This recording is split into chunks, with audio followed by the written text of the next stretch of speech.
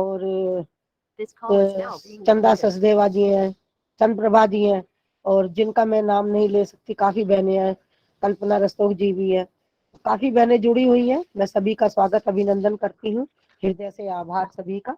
और मैं अब आमंत्रित करती हूँ आज के मुख्य वक्ता श्रीमती उमा शशि दुर्गा जी, जो रिटायर्ड प्रोफेसर है श्यामा प्रसाद मुखर्जी कॉलेज दिल्ली विश्वविद्यालय से ये रिटायर्ड है। श्रीमती उमा शशि दुर्गा जी, आपका स्वागत अभिनंदन है। आइए उमा शशि दुर्गा जी।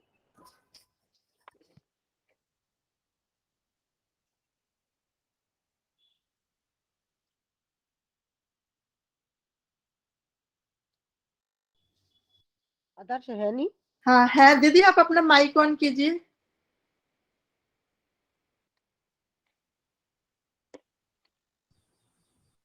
हाँ जी, ठीक ठीक। सभी बहनों को मेरा सस्नेह और सादर प्रणाम, नमस्ते। रोहतास नगर की सभी अधिकारी बहनें, विजय रानी जी और यहाँ उपस्थित सभी मेरी बहनें, मैं देख रही हूँ, सुन भी रही हूँ, बहुत सारी विदुषी बहनें यहाँ पर उपस्थित हैं। उन सब के बीच में मेरा बोलना थोड़ा मुझे संकोच में डाल रहा है, पर अगर कुछ ऐसा लगे आपको तो मुझे क्षमा भी करिएगा। श्रावणी पर्व पर बोलने के लिए मुझे कहा गया है। ये मास श्रावणी पर्व कहलाता है। ये उपक्रम, श्रावणी उपक्रम जो है, ये ऐसा पर्व है जो प्राचीन काल से हमारी पहचान रहा है। इसे श्रावण मास की पूर्णिमा से लेकर पौष मास की अमावस्या तक मनाने का विधान है। श्रावणी शब्द का अर्थ ही आप सब लोग समझ रहे होंगे, श्रवण करना यानी सुनना। वेद, उपनिषद, धर्म ग्रंथों का सुनना सुनाना श्रवण कर्म कहलाता है। सद शास्त्रों के श्रवण के साथ साथ स्वाध्याय, चिंतन, मनन और फिर जीवन में उनका प्रयोग श्रावणी पर्व को सार्थक बनाता है। हम सुन तो लें, लेकिन अगर जीवन में ना अपनाएं, चिंतन ना करें, स्वाध्याय ना करें, तो वो इतना सार्थक नहीं होता। वेद का भी कथन है कि आत्मा को सुनो, देखो और मनन करो। ये कार्य बहुत महत्वपूर्ण कार्य है। अपनी आत्मा को जानना, स्व को जानना, ये स्वाध्याय द्वारा ही संभव है। ब्रह्मचर्य आश्रम में विद्या ग्रहण कर लेने को की समाप्ति पर जब दीक्षांत समारोह होता था, जिसको कन्वोकेशन कहते हैं, उस दीक्षा समारोह में आचार्य विद्यार्थी से कहा करते थे कि स्वाध्याय करने में प्रमाद मत करना। देखिए कितनी इंपॉर्टेंट बात है, स्वाध्याय करने में प्रमाद मत करना। इसी से हम समझ सकते हैं कि स्वाध्याय का मनुष्य के जीवन में कितना महत्व है। स्वाध्याय से मनुष्य जीवन पवित्र बनता है। स्वाध्याय करने से ही विवेक दृष्टि मिलती है, जिससे पाप से पुण्य की ओर, अधर्म से धर्म की ओर और मृत्यु से अमरता की ओर अग्रसर हुआ जा सकता है।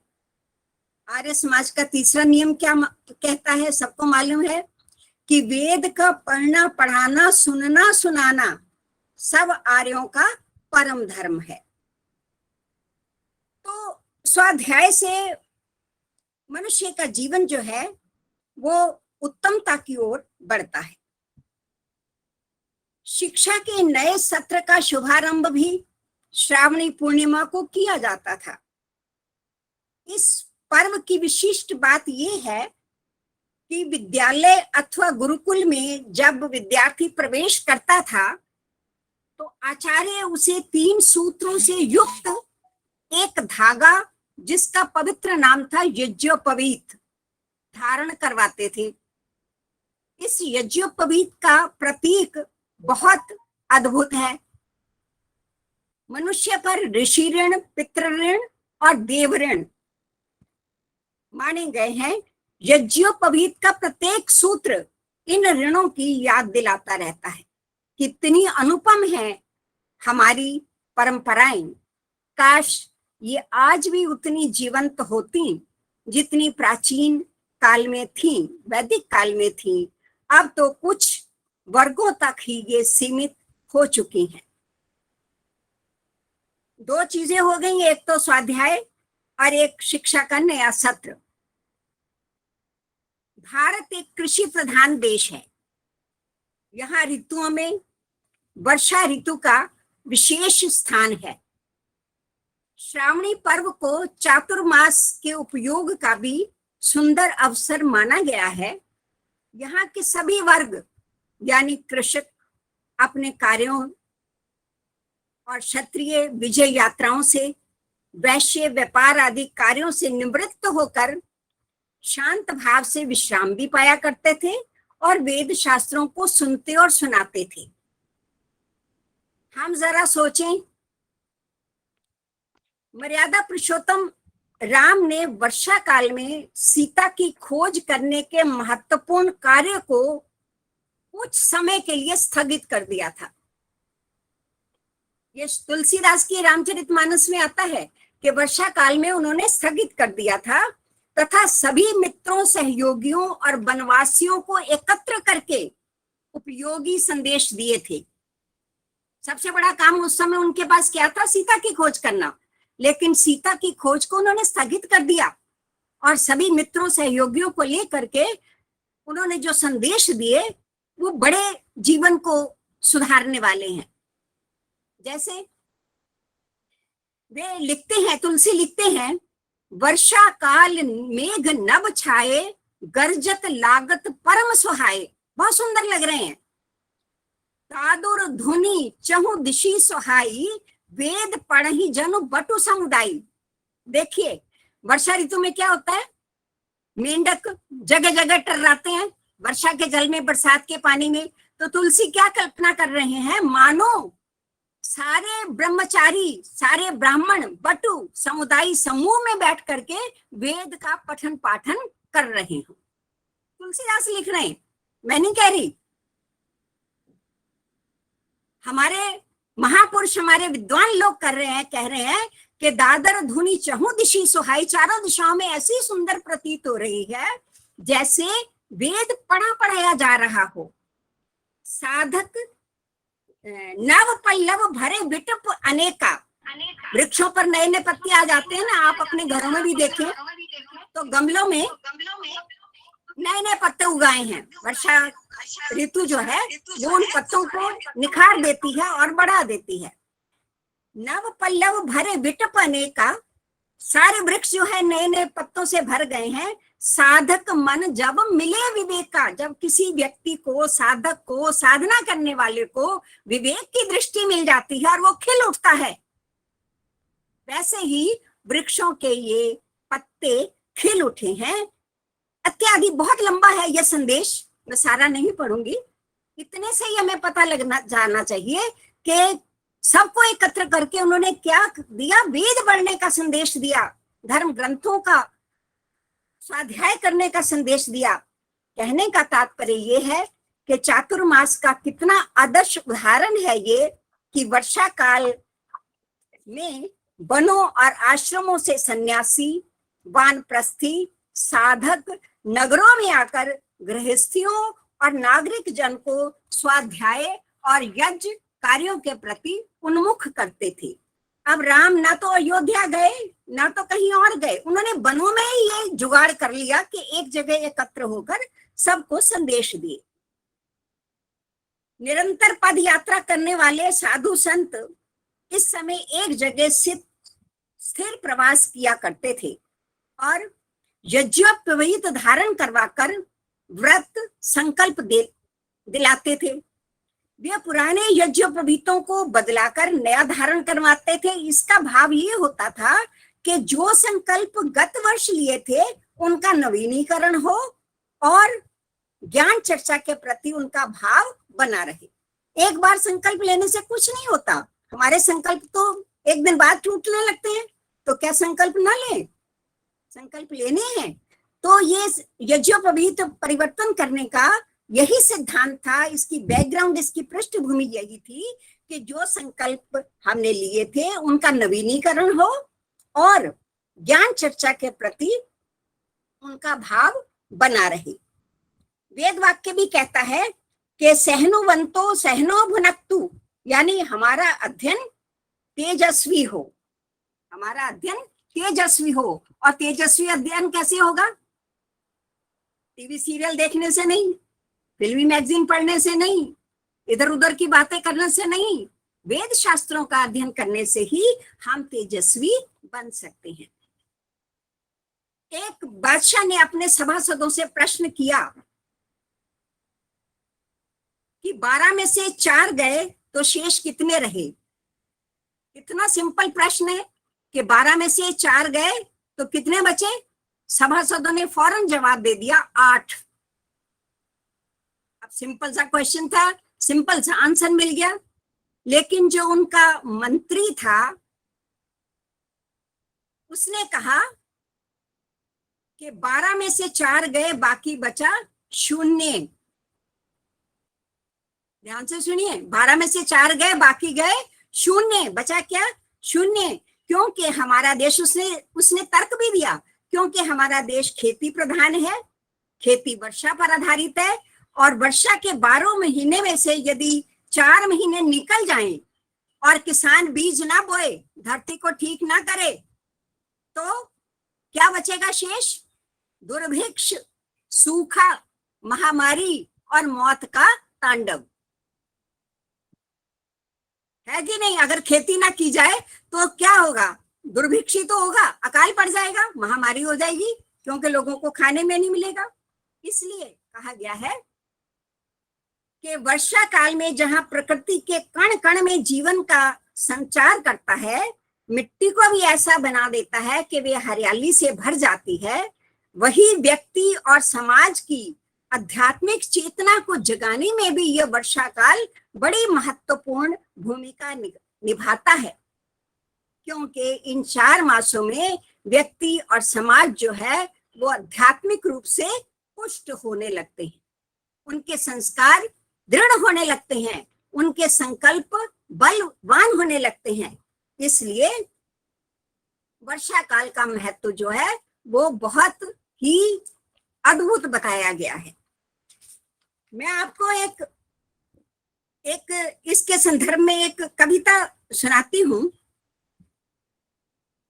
कि वर्ष के 12 मासों में दी एक को संज्ञा श्रावण की, वर्षा के 12 मासों में दी एक की संज्ञा श्रावण की, आर्य संतानें लेती इससे शक्ति जीवन धारण की।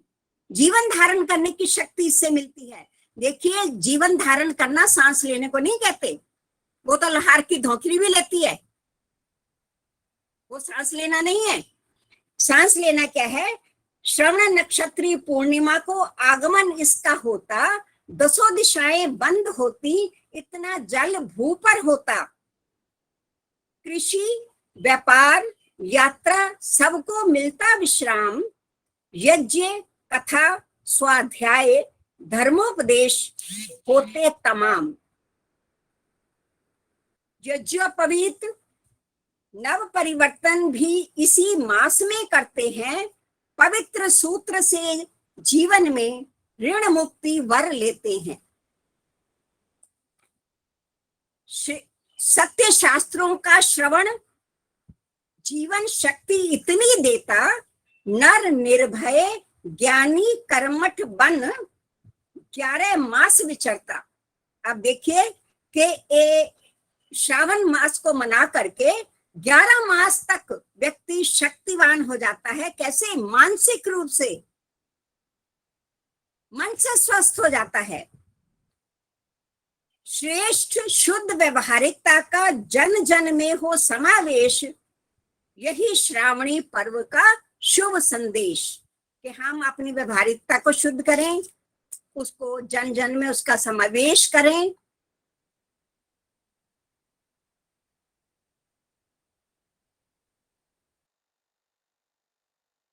दीदी आपका माइक म्यूट हो गया।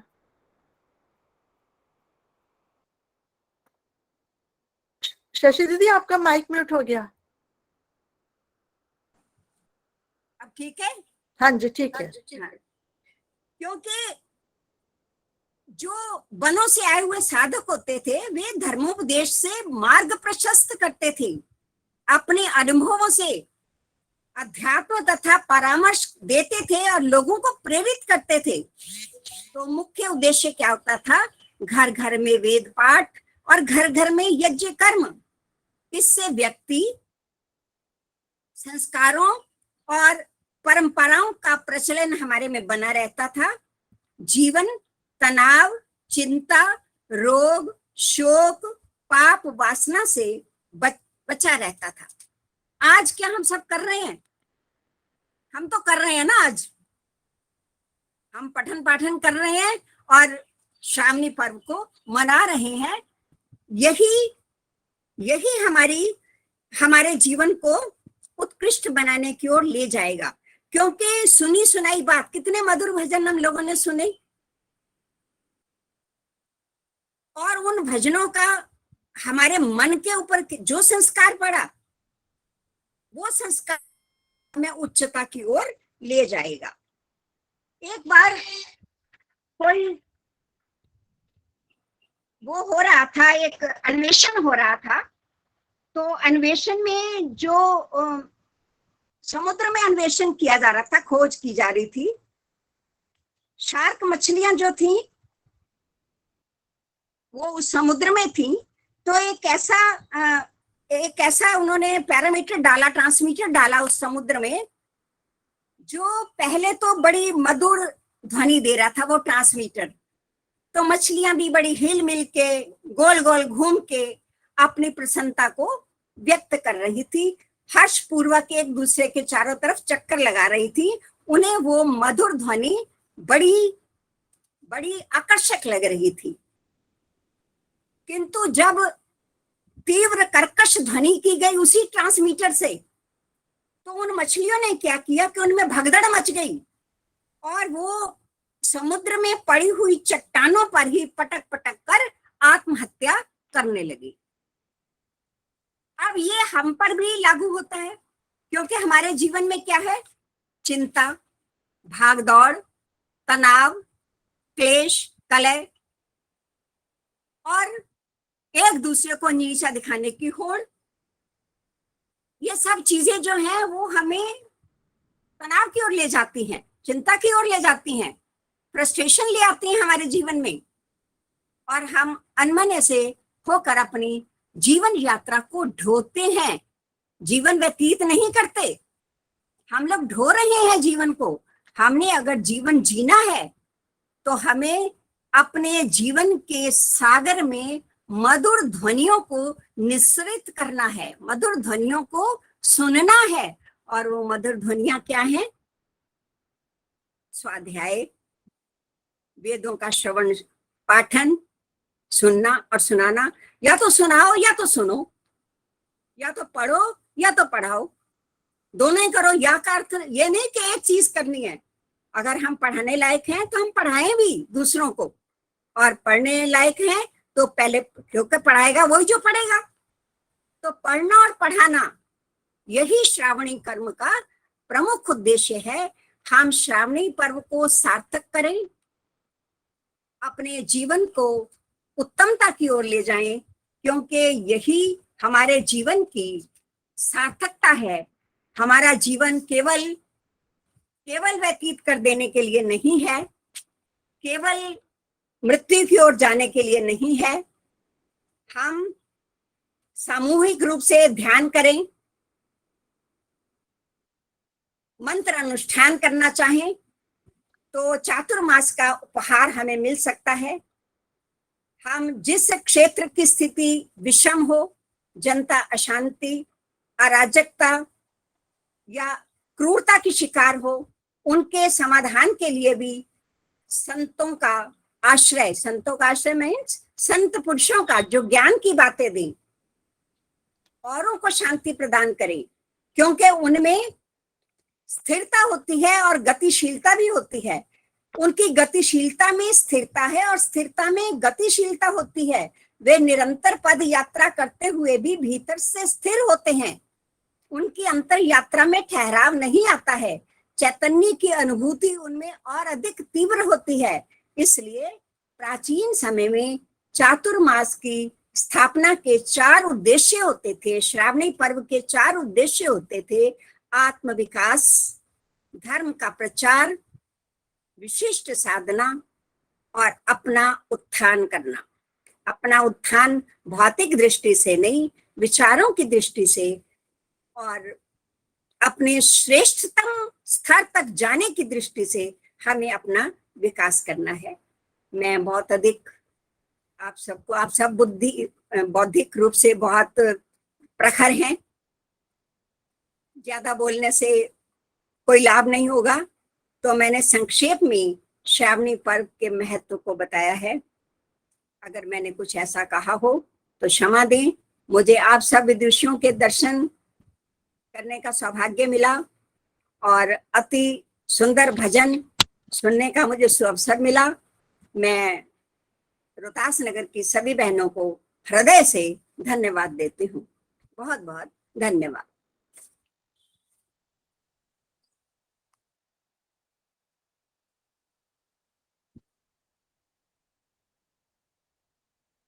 आदर्श जी माइक दीदी बहुत प्रेरणादायक प्रवचन, बहुत ही प्रेरणादायक। बहुत बहुत आपका धन्यवाद, आभार, साधुवाद। आदर्श जी 2 मिनट मुझे भी देना है इनका धन्यवाद। अभी दूंगी माता जी, अभी दूंगी।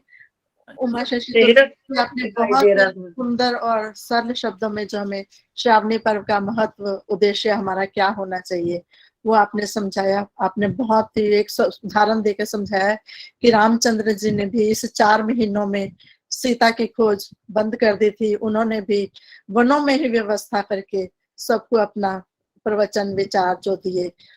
बहुत सुंदर आपने प्रेरणादायक अपना वक्तव्य रखा। आपका बहुत बहुत धन्यवाद। पूरे आर्य समाज की टीम की तरफ से मैं आपका आभार व्यक्त करती हूँ। इसी के साथ मैं कृष्णा माता जी को निवेदन करती हूँ कि वो भी दीदी का सभी का शुभकामनाएं आशीर्वाद देंगी। माता जी हमारे बीच में उपस्थित हैं। कृष्णा माता जी। हाँ जी, हाँ जी, बहुत बहुत धन्यवाद। हमारी बहन आज पहली बार इनको सुना है। इनका स्वाध्याय, इनका पकड़ शब्दों पर, शुद्ध उच्चारण, जैसे ये बता रही हैं, ये वहाँ से रिटायर होके आई हैं, तो इनका जीवन इसी कार्य में लगा हुआ है। इनका अनुभव, इनकी बोलने की शैली इतनी सुंदर, प्रभावशाली। कहते हैं काम बोलने में, काम बोलना तो ठीक होता है पर सार्थक हो। इनका बोलना तो कोई ना, हम कई बार समय मिलने से अधिक ले जाते हैं। 1 बजे का समय दिया तो उनसे भी उन्होंने कम बोला, पर कमी कोई नहीं छोड़ी। इतना स्वाध्याय इनका। मैंने भी एक बार सुना था, जैसे इन्होंने हमारे जीवन पर कहा कि भाई इस चतुर्मास में हमें जीवन को कैसे ऊंचा उठाना है। तो एक विद्वान बोल रहे थे 6 ऋतुओं पर। कहने लगे श्रावणी जो है ये 4 महीने का है। अगर इस पर हम देखें तो जब हम गर्मी में ध्यान में बैठते हैं तो मच्छर मक्खी हमें परेशान करता है।